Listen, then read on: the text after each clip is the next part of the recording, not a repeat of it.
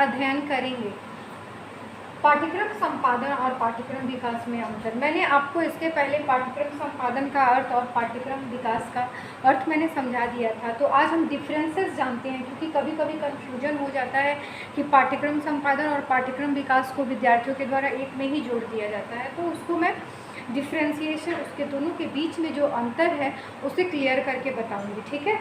तो सबसे पहले हम देखते हैं पाठ्यक्रम संपादन। यह नवीन तथा व्यापक प्रत्यय है, अर्थात ये एक न्यू और कॉम्प्रिहेंसिव कॉन्सेप्ट है। ये अपने आप में बहुत व्यापक शब्द है, क्योंकि इसमें वर्तमान परिस्थिति को ध्यान में रखा जाता है और वर्तमान परिस्थितियों को ध्यान में रखते हुए सैद्धांतिक और व्यवहारिक पक्ष जो होते हैं दोनों को शामिल करते हुए हम पाठ्यक्रम संपादन की प्रक्रिया करते हैं। उसके बाद दूसरा है पाठ्यक्रम विकास में, यह प्राचीन तथा विशिष्ट प्रत्यय है, अर्थात यह प्राचीन और स्पेशलाइजेशन स्पेसिफिक कॉन्सेप्ट है, क्योंकि इसमें क्या करते हैं, इसमें भविष्य की आवश्यकताओं को ध्यान में रखा जाता है और पाठ्यक्रम संपादन के पहले से ये पाठ्यक्रम विकास की प्रक्रिया जो चली आ रही है। क्योंकि देखिए गुरुकुल में भी पाठ्यक्रम होता था, उसमें भी चेंजेज आते रहते थे, लेकिन वहाँ संपादन की क्रिया संपन्न नहीं होती थी। इसीलिए यह प्राचीन है और अपने आप में स्पेशलाइजेशन है, क्योंकि यह भविष्य की आवश्यकताओं को ध्यान में रखते हुए पाठ्यक्रम विकास की हम बात करते हैं। उसके बाद दूसरा है, यह अनुदेशात्मक प्रारूप से संबंधित है। जब भी हम पाठ्यक्रम संपादन की बात करते हैं तो पाठ्यक्रम संपादन में इंस्ट्रक्शनल प्रोसेस की बात करते हैं। इंस्ट्रक्शनल प्रोसेस मतलब लागू करने की बात करते हैं। जो भी हमने करिकुलम बनाया और उस करिकुलम को हम कैसे लागू करेंगे, किस पर लागू करेंगे, उस लागू करने की प्रक्रिया जो होती है वो पाठ्यक्रम संपादन कहलाती है। उसके बाद हम देखते हैं यह पाठ्यक्रम प्रबंधन से संबंधित है। जो करिकुलम डेवलपमेंट होता है वो प्रबंधन से संबंधित होता है।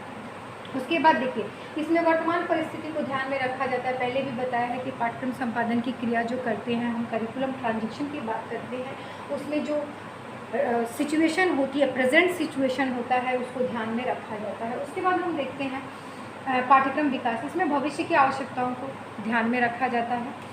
उसके बाद इसमें देखिए इसमें 5 सोपान का अनुसरण किया जाता है। जो पाठ्यक्रम कंस्ट्रक्शन होता है वो 5 स्टेजेस या स्टेप्स में चलती है, जिसमें पहला होता है नियोजन। जब भी हम कोई करिकुलम की बात करते हैं, करिकुलम कंस्ट्रक्शन की बात करते हैं, पाठ्यक्रम संबंध, तो सबसे पहले हम प्लानिंग करते हैं, नियोजन करते हैं, उसके बाद उसकी व्यवस्था करते हैं, ऑर्गेनाइजेशन करते हैं, देन ऑर्गेनाइजेशन के बाद हम उसको प्रशासित करते हैं, प्रशासित करने के बाद हम निर्देशित करते हैं, हम निर्देशन देते हैं कि किस तरह से वो हो रहा है, उसके बाद हम उस पर कंट्रोल करते हैं, उस पर नियंत्रण करते हैं। तो ये 5 स्टेजेस में चलता है या 5 जो होता है सोपानों का अनुसरण जो होता है करिकुलम ट्रांजिशन करता है। अब करिकुलम डेवलपमेंट, जैसे मैंने कल आपको बताया था कि करिकुलम ट्रांजिशन जो होता है, करिकुलम डेवलपमेंट होता है, वो एक साइक्लिक प्रोसेस है, एक चक्रीय प्रक्रिया है। तो चक्रीय प्रक्रिया में मैंने कल ही आपको ये 4 सोपान बताया था। देखिए पहला है उद्देश्य, जो उद्देश्य निर्धारित उद्देश्य के अकॉर्डिंग या राज्य के अकॉर्डिंग, समाज के अकॉर्डिंग जो हम उद्देश्य निर्धारित करते हैं, फिर उसको कैसे लागू करते हैं, अनुदेशनात्मक प्रारूप इंस्ट्रक्शनल प्रोसेस, देन इवैल्यूएशन करते हैं, उसके बाद हम फीडबैक लेते हैं कि किस तरह का फीडबैक मिल रहा है। ये हो गया। उसके बाद ट्रांजिशन में देखिए नवीन विषयों के लिए विभिन्न स्तरों का नियोजन करके संपादन किया जाता है।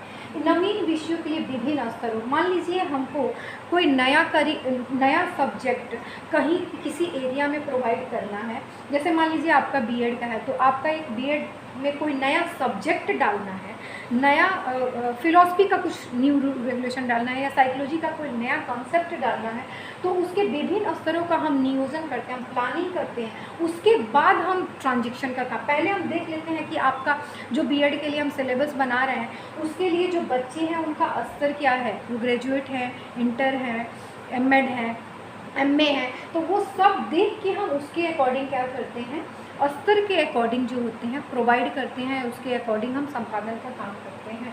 इसमें पाठ्यक्रम में परिवर्तन किया जाता है। जो पाठ्यक्रम विकास होता है उसमें पाठ्यक्रम में जो चेंजेस होते हैं वो किया जाता है। अब देखिए इसमें पाठ्यक्रम संपादन के बाद विकास की प्रक्रिया शुरू हो जाती है। जो करिकुलम ट्रांजिशन होता है, तो करिकुलम ट्रांजिशन को जब हम लागू करते हैं तो वहीं से तो विकास की प्रक्रिया शुरू होती है।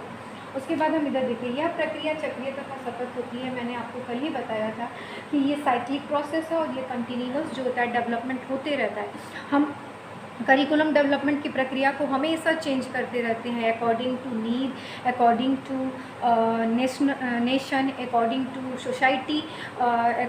इसके अकॉर्डिंग हम हमेशा जो होती है आवश्यकता के अनुसार, रुचि के अनुसार हम हमेशा जो होती है करिकुलम जो चेंज करते रहते हैं। ठीक है, नवीन पाठ्यक्रमों का प्रबंधन इसके अंतर्गत जो भी नया करिकुलम का हम मैनेजमेंट करते हैं, नया करिकुलम हमको लाना है तो उसका जो मैनेजमेंट करते हैं उसके और करिकुलम ट्रांजिशन के अंतर्गत हम करते हैं। उसके बाद देखिए इसमें प्रचलित पाठ्यक्रमों में सुधार तथा परिवर्तन किया जाता है।